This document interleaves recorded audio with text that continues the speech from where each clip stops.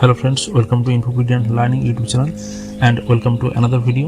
Friends, আজকে আমরা নোটা অর্থাৎ নান অফ দ্য অ্যাবভ এই বিষয়টি নিয়ে আলোচনা করব। পশ্চিমবঙ্গ বিধানসভা নির্বাচন সামনেই হতে চলেছে। রাজনৈতিক দলগুলি তাদের প্রস্তুতি শুরু করে দিয়েছে। একজন সচেতন ভোটার হিসেবে আপনার কাছে কি কোনো বিকল্প রাস্তা আছে যদি আপনার কোনো প্রার্থীকে পছন্দ না হয়? আজকে আমরা আলোচনা করব নোটা বা নান অফ দ্য অ্যাবভ বিষয়টি নিয়ে। 2026-এ কেন এটি গেম চেঞ্জার এর একটি বোতাম হতে পারে এবং পুরো খেলা ঘুরে যেতে পারে। চলুন জেনে নেওয়া যাক। তো ফ্রেন্ডস, ভিডিওটি স্কিপ না করে দেখার রিকোয়েস্ট থাকলো এবং চ্যানেলটির সঙ্গে জুড়ে থাকুন এরকম ইনফরমেটিভ ভিডিও পেতে, এবং অবশ্যই চ্যানেলটিকে লাইক, শেয়ার, সাবস্ক্রাইব করুন। নোটার পুরো নাম হলো নান অফ দ্য অ্যাবভ।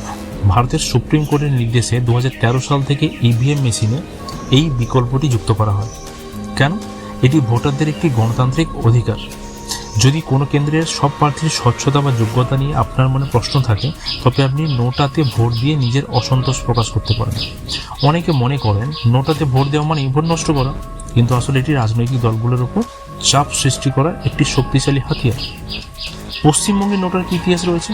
পশ্চিমবঙ্গের গত কয়েকটি নির্বাচনের দিকে তাকালে দেখা যায় নোটার গ্রাফ বেশ চমকপ্রদ।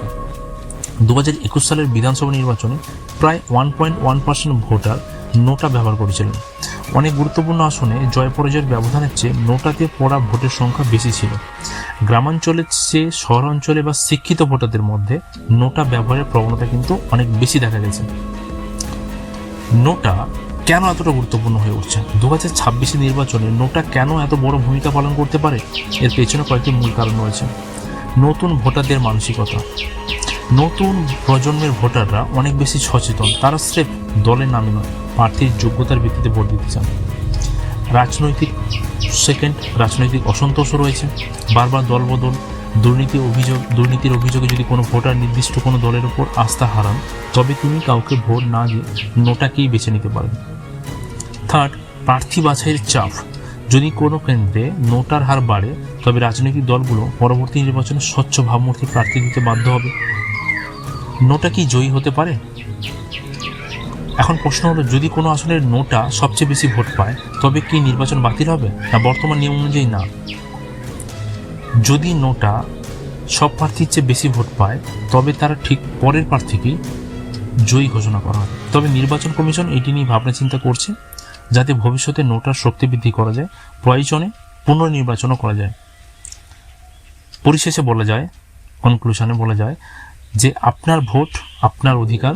আপনি যদি মনে করেন কোনো প্রার্থী উপযুক্ত নন, তবে বাড়িতে বসে না থেকে বুথে গিয়ে নিজের গণতান্ত্রিক অধিকার প্রয়োগ করুন।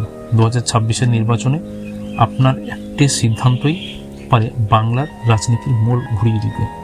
আজকের ভিডিওতে কেমন লাগলো কমেন্ট করে জানান। ভালো লাগলে লাইক করুন, বন্ধুদের সাথে শেয়ার করুন, আর আমাদের চ্যানেলের সাথে নতুন হলে সাবস্ক্রাইব করতে ভুলবেন না। দেখা হচ্ছে পরের ভিডিওতে। ততক্ষণ ভালো থাকুন, সুস্থ থাকুন। ধন্যবাদ। Have a nice day. Take care. Bye. জয় হিন্দ।